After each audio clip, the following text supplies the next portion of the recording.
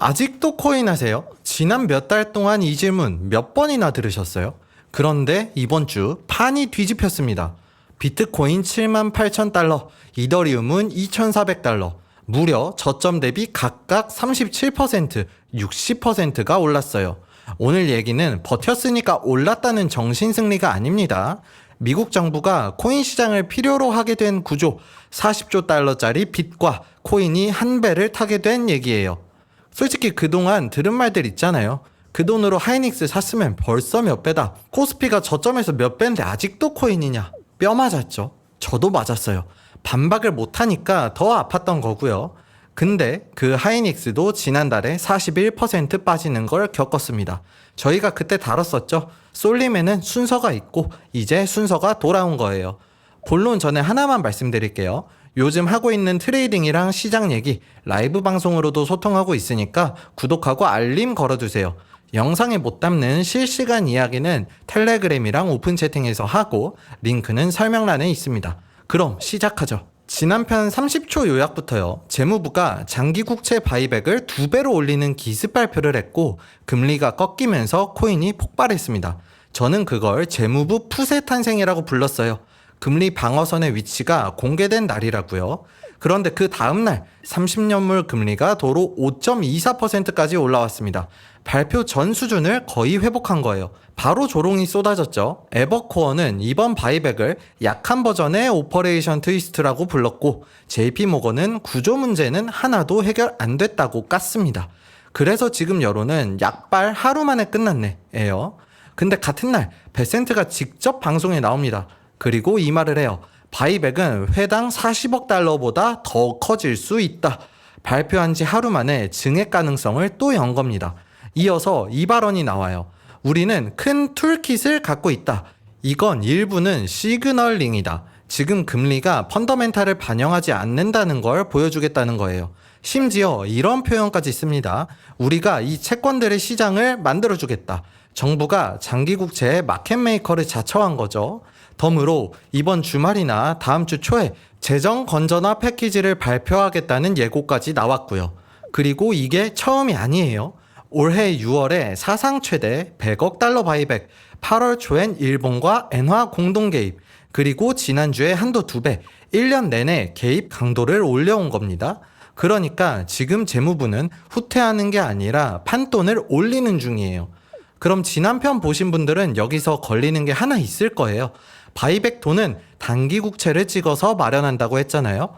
바이백이 커질수록 단기채가 쏟아지는데 그 단기채는 대체 누가 계속 받아주냐는 겁니다. 자, 다들 미국 정부의 친크립토 행보를 뭐라고 설명하냐면요. 트럼프가 코인을 좋아해서. 취향은 바뀝니다. 근데 이건 취향이 아니라 채용이에요. 코인 시장이 미국의 빚 관리 기관으로 채용된 겁니다. 그 연결고리가 스테이블 코인이에요. 작년에 통과된 지니어스법을 떠올려 보세요. 결제 스테이블 코인은 유통량만큼 단기 국채 같은 안전자산을 1대1로 쌓아야 하고 이자는 못 줍니다. 이 말은 곧 스테이블 코인이 1달러 발행될 때마다 단기 국채 수요가 1달러 생긴다는 뜻이에요. 이미 현실이 그렇습니다. 테더 한 회사가 미국 단기 국채를 1200억 달러 넘게 들고 있어요. 웬만한 나라 중앙은행보다 큰 손인 거죠. 스탠다드 차타드는 아예 이렇게 씁니다. 스테이블 코인 발행사들이 미국 단기 국채 최대 매수자가 되어가고 있다. 2028년까지 신규 수요를 최대 1조 달러로 추정했고요. 베센트의 전망치도 계속 올라갑니다. 처음엔 2조 달러라더니 이제는 2030년까지 3조 달러, 10배 성장이에요. 지금 시장이 3천억 달러니까요. 그리고 결정타가 이겁니다. 베센트가 단기국채 발행 비중을 높게 가져가는 이유로 스테이블 코인 수요를 공식적으로 꼽았어요. 우리가 추리할 필요도 없이 재무부가 연결고리를 자백한 겁니다. 그럼 돈의 길을 처음부터 따라가 보죠. 재무부는 금리를 지키려고 장기채를 사들이고 그 돈은 단기채를 찍어서 마련합니다. 그 단기채가 흘러가는 곳 중 하나가 스테이블 코인의 발행사의 금고예요. 법이 그렇게 만들어 놨으니까요. 그런데 스테이블 코인은 혼자 못 큽니다. 코인을 사고 팔고 옮기는 사람이 많아져야 발행량이 늘어요. 코인 시장이 커야 스테이블이 크는 구조인 거죠. 그래서 정부가 판을 키웁니다. 클래리티를 밀고 하이퍼리퀴드를 데려오고 비트코인 매입을 얘기하고 SEC 규제를 풀어주는 거예요. 이걸 이어붙이면 바퀴 하나가 완성됩니다. 금리 방어, 단기채 발행, 스테이블 코인이 매수, 코인 시장이 커져야 스테이블이 성장. 그래서 정부가 코인판을 키움. 다시 금리 방어 여력. 미국 정부와 코인 시장이 같은 배에 탄 거예요. 이 그림이 보이는 순간 요즘 뉴스가 전부 다르게 읽힙니다. 지난 편에 트럼프 발언 하나 기억나세요? 비트코인 매입 질문에 확실히 논의되고 있다. 다음에 붙인 말, 코인이 달러의 압력을 많이 덜어줬다. 그때는 덕담처럼 들렸는데 이제는 이 구조의 자백으로 들리죠. 베센트도 공식 성명에서 스테이블 코인을 달러 패권의 결정적 순간이라고 못 박았습니다.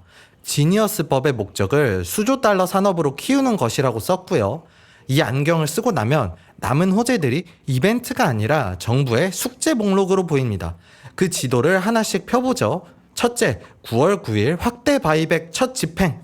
관전 포인트는 실행 여부가 아니라 규모예요.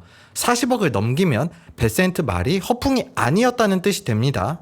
둘째, 예고된 재정 건전화 패키지. 빠르면 이번 주말에 나옵니다. 셋째, 9월 15일 클래리티 상원 표결. 베팅 시장 확률은 아직 20%대예요. 근데 이 20%를 그냥 보면 안 되는 게 클래리티는 스테이블 시장이 3조 달러로 가기 위한 관문이거든요. 투자자 보호 틀이 있어야 기관과 개인 돈이 들어온다는 게 업계 분석이고, 그래서 행정부가 총력전을 걸 수밖에 없는 법안입니다. 넷째부터는 묶어서 볼게요. 비트코인 정부 매입 논의 중에 구체화, SEC의 크립토 세이프 하버 규정, 하이퍼리퀴드 같은 해외 거래 인프라의 미국 이전. 이 목록의 공통점은 하나예요. 전부 코인 시장을 키우는 방향이라는 것. 여기서 하이닉스 얘기로 돌아가 보죠. 바이백 발표가 나온 날 코스피도 급등했습니다. 그러니까 국장이냐 코인이냐 싸우는 동안 사실 둘 다 같은 손 위에서 움직이고 있었던 거예요. 미국 장기금리라는 손이요. 다만 결정적인 차이가 하나 있습니다. 하이닉스가 아무리 올라도 미국 국채를 사주진 않아요. 코인 시장은 커질수록 미국의 빚을 받아줍니다. 그래서 정부 입장에서 코인 시장의 성장은 남의 잔치가 아니라 자기 숨통이에요. 이 관계는 코인만 갖고 있는 겁니다. 3조 달러가 어느 정도냐면 프랑스 한 나라의 1년 경제 규모급이에요. 그 크기의 지갑이 단기 국채를 기본으로 깔고 앉는 그림을 재무부가 그리고 있는 거죠. 그러니까 존버의 근거가 바뀐 겁니다. 전에는 언젠가 오르겠지라는 믿음이 기둥이었다면 지금은 그 자리에 구조라는 철골이 들어섰어요. 다만 분명히 할 게 있습니다. 이 루프는 아직 설계도지 돌아가는 엔진이 아니에요. 자, 그래서 찬물 갑니다. 숨 고르고 반대편 얘기 들어보죠. 반론 하나, 순수요의 착시입니다. 스테이블로 들어온 돈이 은행 예금이나 머니마켓 펀드에서 옮겨온 거라면 그쪽이 국채를 팔아서 상쇄돼요. 새 수요가 아니라 자리 이동일 수 있다는 거죠. 실제로 브루킹스가 계산한 순수요 추정치는 4천억에서 2조 3천억 달러까지 벌어져 있습니다. 수요가 늘면 발행이 늘 뿐 빚이 줄어드는 게 아니다라는 경제학자들의 비판도 있고요. 반론 둘, 부작용입니다. 예금이 스테이블로 빠져나가면 은행의 대출 여력이 줄어서 정부 이자 아끼자고 실물 경제 신용을 쪼인다는 지적이 나와요. 반론 셋, 단기채의 쏠림 자체의 리스크예요. 빚의 만기가 짧아질수록 더 자주 갚고 다시 빌려야 하니까 금리가 튀는 순간 이자 부담이 바로 직격됩니다. 반론 넷, 두 개의 미검증입니다. 30년물 금리는 발표 전 수준으로 돌아왔고 스테이블 시총도 최근 몇 달째 3천억 언저리에서 제자리 걸음이에요. 루프의 두 바퀴가 다 아직 헛돌고 있는 거죠. 클래리티 확률 20%대라는 현실도 그대로고요. 그러니까 정리하면 루프는 방향이고 속도는 검증 전입니다. 양쪽 무게를 같이 놓고 봐야 해요. 자, 정리하죠.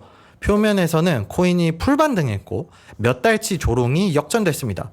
구조에서는 바퀴 하나가 보였죠. 금리 방어에서 시작해서 코인 시장 육성으로 돌아오는 루프요. 여기서부터는 확인된 얘기가 아니라 제 해석인데요. 저는 미국 정부에게 코인이 이제 취향이 아니라 부채 관리 인프라가 됐다고 봅니다. 정권의 기분이 아니라 40조 달러의 사정이 코인을 붙잡고 있는 거예요. 그래서 남은 호재들은 그냥 이벤트가 아니라 정부가 스스로 풀어야 하는 숙제 목록이라고 읽습니다. 숙제는 미룰 수는 있어도 버리긴 어렵죠. 버텨낸 자가 먹을 자격이 있다는 말, 저는 이렇게 고치고 싶어요. 버틴 자 뒤에 이제 구조가 서 있다. 검증 포인트 박아둡니다. 9월 9일 바이백 규모가 40억을 넘는지, 9월 15일 클래리티 표결, 재정 패키지의 내용, 그리고 스테이블 시총이 3천억 박스를 뚫는지, 이 중에 틀리는 게 나오면 그때 와서 제가 먼저 AS 할게요.